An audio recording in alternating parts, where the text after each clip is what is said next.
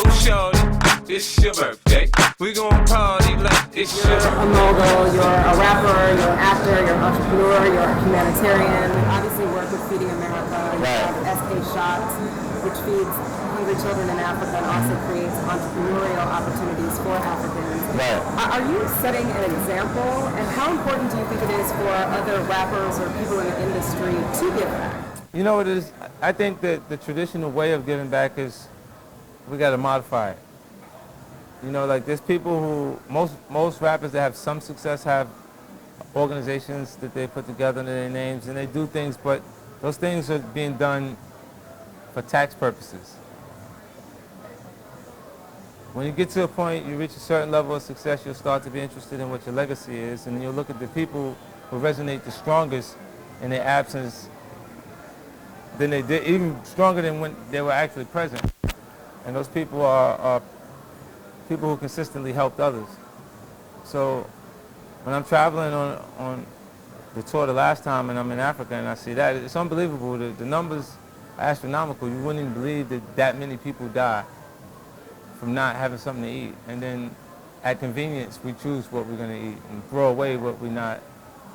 I'm full. You know, So is there, I guess, you say some people do it for tax purposes. Should they do it for other reasons, or is it good enough that they do it to get a write-off? That just means, it just means that they haven't reached that level of success yet. What do you mean? I think when you get to a certain point, you become more interested in philanthropy because you start to look at who you are. You start asking yourself what's really important to you. And it's not a actual dollar amount, it's about your happiness. And I said the finances for me, I'm completely interested in finance, but in order to continue having the freedom to make the choices that I want to make creatively, whether it's a part of being, where I ventured the most is in bigger projects and better projects. You know, so that's the way I see it. I think when you create a model, like when you see people out in the park on Occupy Wall Street or Occupy LA in Chicago and all that, I think it's clear that they feel like the corporations, the major corporations, don't care about people, period. But if they adapt models like SMS Audio, like the Street King model, where every product is sold provides for someone in need, it says that it's clear that you're conscious. To promote conscious capitalism is the way we actually find the finances for social change. There's no other place that I see enough money. Is that an aspect that's missing in the hip-hop industry, do you think? Well, hip-hop, because a lot of the actual talent there don't come from having very much. If it ain't about money, it ain't about shit. To them, it's just, that's it. It's about living life on the highest level possible. There's high-end companies like Bentley, Rolls-Royce, Ferrari, Lamborghini. They don't have to make commercials because hip-hop culture wants to offer the highest level of living. Those things are being placed in the music video like product placement of any other product. It begins to resonate with the audience that's watching, and they start to like it even more because they see their favorite artist in that car that they like to begin with. And I just think overall, within hip-hop, we haven't had people that be that successful where they actually stop being conscious of having more than someone else and start saying, am I actually comfortable? Am I happy? What do I want? Like if you place a dollar amount on it, if you ask a person that you feel like is conscious of business, what defines their life? If you offer the answer like, I'm gonna make $1 billion, I'm gonna be a billionaire. Any answer that relates to finances would be pretty vain, wouldn't it?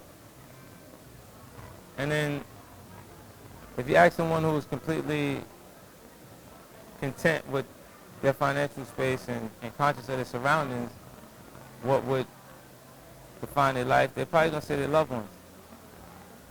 You know, and it's just, we get tunnel vision. when you're ambitious, you move from one goal to the next goal to accomplish the next thing and the next thing and the next thing. I can easily be mistaken as a workaholic. But I exercise that whistle while you work concept. I'm enjoying myself. This is what I'm supposed to be doing. Anything that I have to have someone else next to me that is enjoying the journey the same. Because I can't slow down or not do what would make me happy to make someone else happy. There's got to be a ton of stresses in terms of staying on top, making money, staying relevant. How real is that from your vantage point, somebody who's on the inside? I guess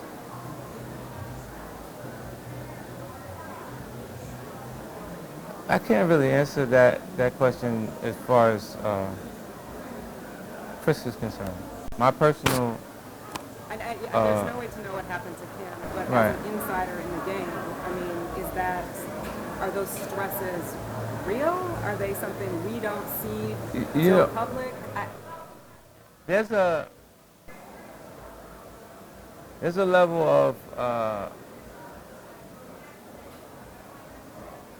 of confidence required to be yourself enough to create the separation. And within music culture and entertainment period, you gotta understand the history of it. You build entertainers to destroy entertainers for the sake of entertainment. So the way around the destruction process or them destroying you is what you fall back on.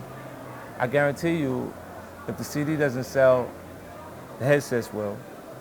I guarantee you, if the headsets don't sell, the movies will. And if the movies won't sell, SK will.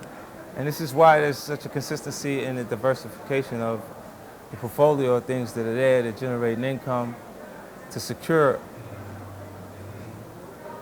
the my comfortability within my space, and again that freedom to do things creatively as I please. If I don't decide there's no album this year, I don't care the singles playing. There's no album. And if I want it to come, it'll be there. So possessing the ability to function without needing the next, this is allowing me to creatively do what I actually feel like is the hottest material right now, or you would pull your hair out second guessing, trying to figure out what someone else is gonna think or feel. Like, how could you actually be an artist if your judgment is being created by someone else? Then you're someone damn near work for hire. You're not using your actual influences yourself. You allowing what someone else said to you or how they responded to it. I play music in the studio to see how people respond to it. But I know whether I'm using it or not before I even play it for them. I'm not looking for confirmation whether it's good for you, fool. I'm just trying to see if you like it. Like, go ahead. If you don't like it, it's cool. When you see the public react to it, you change your mind, because I've been under circumstances where you have to be absolutely crazy. Crazy enough to believe in yourself, and there's not much around to support the idea. My last question has got to, of course, be about your love life. You're 30 plus, you're handsome. I think you're single. Anyone on the list? No, I'm single. Exciting? I'm single. You looking? No, you know what? I think those things find you. I think those things are...